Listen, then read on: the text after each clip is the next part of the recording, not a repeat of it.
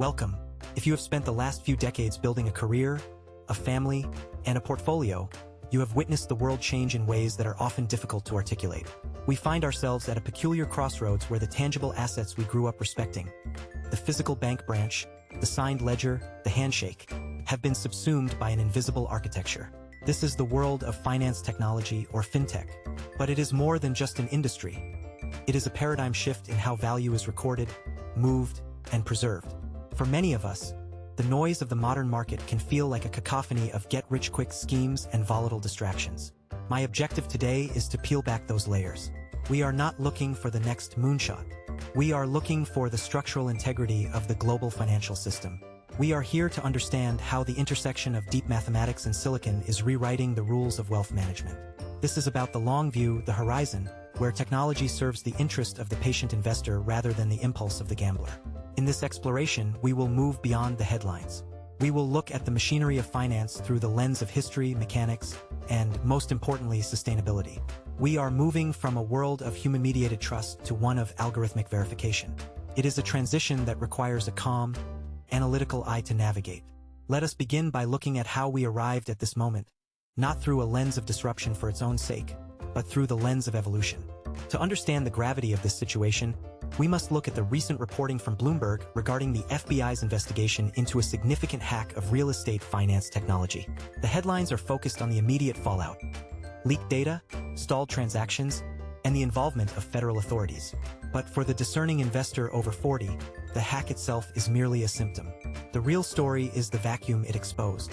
According to the Bloomberg report, the target wasn't the bank itself, but a specialized tech vendor that services the banking industry's real estate arms. This is the vendor risk vacuum. Your bank performs rigorous due diligence on you, the client, yet their own due diligence on the software providers they allow into their inner sanctum is often superficial, a box-ticking exercise driven by the need to lower operational costs. When a vendor like this is compromised, it creates a cascading failure. It isn't just about one transaction being delayed. It's about the integrity of the data that proves you own what you own. In this specific case, the hack didn't just expose personal information. It paralyzed the movement of capital. It highlighted a systemic vulnerability. The banking industry has become an integrator rather than a fortress. They have outsourced the very plumbing of your wealth to third parties who do not share the same regulatory burden or capital requirements as the banks themselves. This isn't an isolated incident. It is the new baseline of institutional risk. To navigate this landscape, we must understand the three pillars that support modern finance technology: artificial intelligence, cloud computing, and blockchain. Think of these not as trends, but as the new materials of construction, much like steel and glass were to the skyscrapers of the 20th century. First, let us consider artificial intelligence, or more accurately, machine learning. In finance, this isn't about a conscious machine. It is about pattern recognition at a scale no human mind can replicate. It is the ability to analyze billions of data points in milliseconds to detect a fraudulent transaction or to rebalance a portfolio based on microshifts in global trade. It is cognitive leverage. Second is cloud computing. This is the democratizer. In the past, only the largest banks could afford the massive server farms required for high-frequency processing.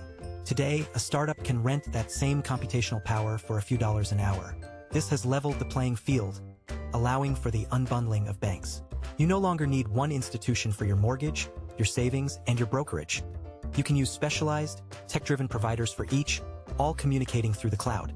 Finally, we must discuss blockchain, perhaps the most misunderstood of the three.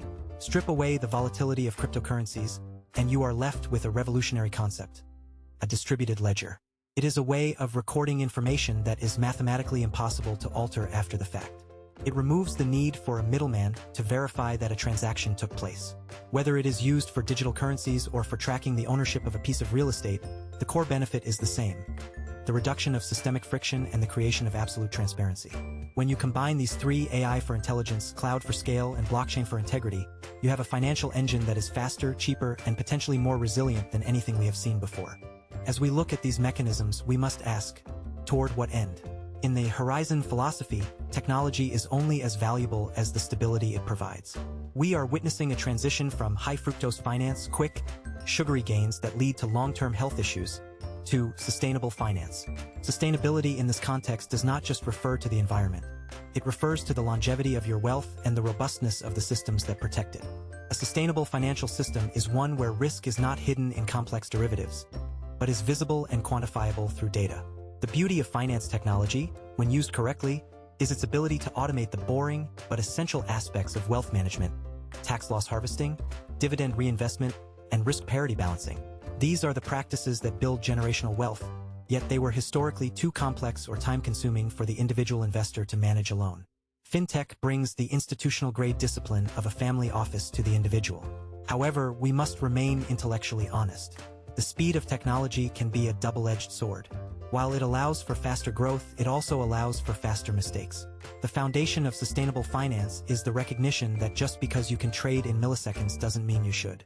We use technology to remove the noise, not to amplify it.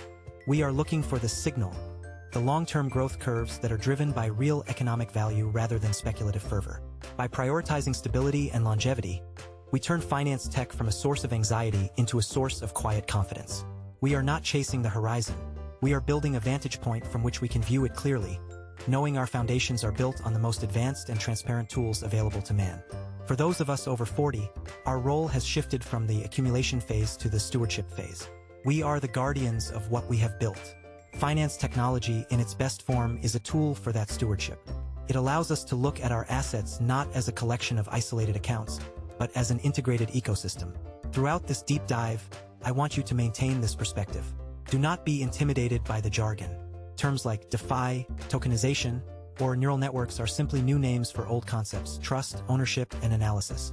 Our task is to understand the mechanics so we can harness the benefits without falling prey to the pitfalls. We are moving into a future where the friction of the old world is being sanded down by the precision of the new.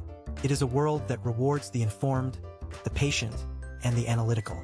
In the sections to follow, we will examine the risks, because an honest educator never ignores the shadows. But for now, take a moment to appreciate the scale of this transformation. We are living through the most significant restructuring of the financial world since the invention of double-entry bookkeeping in the 15th century. It is a privilege to witness, and even more so, to navigate with clarity. Stay with me as we move deeper into the implications of this disruption, and how it will shape the global economy for the next several decades. We have spent the better part of this discussion exploring the efficiency and the sheer elegance of financial technology. But if we are to remain intellectually honest, we must address the shadow cast by this progress. There is a specific kind of hubris that comes with building sophisticated systems. The belief that they are infallible because they are mathematical. In the world of finance, this over-reliance on technology introduces what I call digital fragility. For those of us who have lived through multiple market cycles, we know that the greatest risks are rarely the ones we see coming. They are the black swans, the tail risks. In the legacy world, human intervention often acted as a circuit breaker. A phone call to a broker, a physical exchange floor, a slow-moving clearing process. These were inefficiencies, yes, but they also provided friction. Friction allowed for sober second thought. Today, we have replaced friction with instantaneous execution. When algorithms are programmed to respond to the same market signals, they create a feedback loop. This is the ghost in the machine. We saw it in the flash crash of 2010, and we see it in the localized volatility of today's high-frequency environments. For the investor over 40, the concern isn't just a market dip. It's the systemic vulnerability of a landscape where a single line of corrupted code or a sophisticated cybersecurity breach could paralyze the very infrastructure of our wealth. We must ask ourselves, in our quest for the frictionless, have we removed the very safeguards that protect the foundation of the global economy? Beyond the market mechanics, there is the existential threat of cybersecurity. As we move our assets into the cloud and onto distributed ledgers, we are no longer protecting vaults of gold. We are protecting strings of data. For the institution and the individual alike, the perimeter of security has vanished. It is now a constant, low-level war of attrition. Over-reliance also manifests as a loss of institutional memory. When we outsource our decision-making to AI-driven wealth managers or automated rebalancing tools, we risk losing the why behind our strategies. If you cannot explain your portfolio's performance without pointing to a dashboard you don't fully understand, you aren't an investor, you're a passenger. And as we know, passengers have no control over the destination when the weather turns. This is the hidden cost of the fintech revolution, the erosion of personal agency in exchange for a smoother user interface. Looking toward the horizon, the future scenarios for finance technology suggest a radical reordering of global power. We are moving toward a multipolar financial world. Historically, the Western world, led by the US dollar, has dictated the terms of global trade and finance. However, the rise of central bank digital currencies, CBDCs, and cross-border blockchain settlements is creating alternatives to the SWIFT system. Imagine a scenario where trade between Brazil and China occurs instantaneously, bypassed by the traditional banking architecture we've relied on since Bretton Woods. This isn't just a technical upgrade, it's a geopolitical earthquake. For the long-term investor, this means the home bias of investing solely in domestic markets is becoming a liability. On one hand, this promises a more inclusive global economy. Fintech can bank the unbanked, bringing billions of people into the formal economy. This massive influx of human capital could drive a decades-long bull market in global productivity. On the other hand, it could lead to a fragmented splinternet of finance, where different technological blocks, the West, the East, and the decentralized, do not speak the same language. The future will likely be a tension between the efficiency of a unified global system and the security of a fractured one. This brings us to the consequences of disruption. We are witnessing the unbundling of the bank. Historically, a bank was a one-stop shop. They held your cash, lent you money, and managed your investments. Today, technology has stripped these services apart. You might use a specialized app for foreign exchange, another for peer-to-peer lending, and a third for fractional real estate investing. Traditional financial institutions, the names that have stood for a century, are at a crossroads. They are no longer competing against each other. They are competing against code. To survive, they are forced to pivot from being gatekeepers to being utility providers. They provide the regulatory plumbing while the tech companies provide the experience. For you, this means more choice, but it also means more complexity. The disruption phase often looks like chaos before it looks like progress. We are seeing a shift from too big to fail to too fast to save. When a digital bank faces a run, it doesn't happen over days with people lining up at the door. It happens in minutes via smartphone apps. The speed of disruption has outpaced the speed of regulation, leaving a gap where only the informed and the disciplined can thrive. What does this mean for the preservation and growth of your legacy? The consequences of this disruption are ultimately democratizing. The tools that were once reserved for family offices and institutional hedge funds, sophisticated risk modeling, access to private markets, automated tax loss harvesting, are now available to anyone with a smartphone and a modest balance. But democratization is a double-edged sword. It grants you the power of a professional investor without necessarily granting you the temperament of one. The disruption of the financial landscape requires a corresponding disruption in our own behavior. We must move away from the set-it-and-forget-it mentality of the 90s, but we must also avoid the day trader trap of the 2020s. The middle ground, the horizon, is where sustainable wealth is built. It's about using these high-speed tools to execute a low-speed, long-term vision. As we conclude this deep dive, I want to leave you with a sense of calibrated optimism. The revolution in finance technology is not a storm to be weathered. It is a shift in the climate. It is permanent and it is accelerating.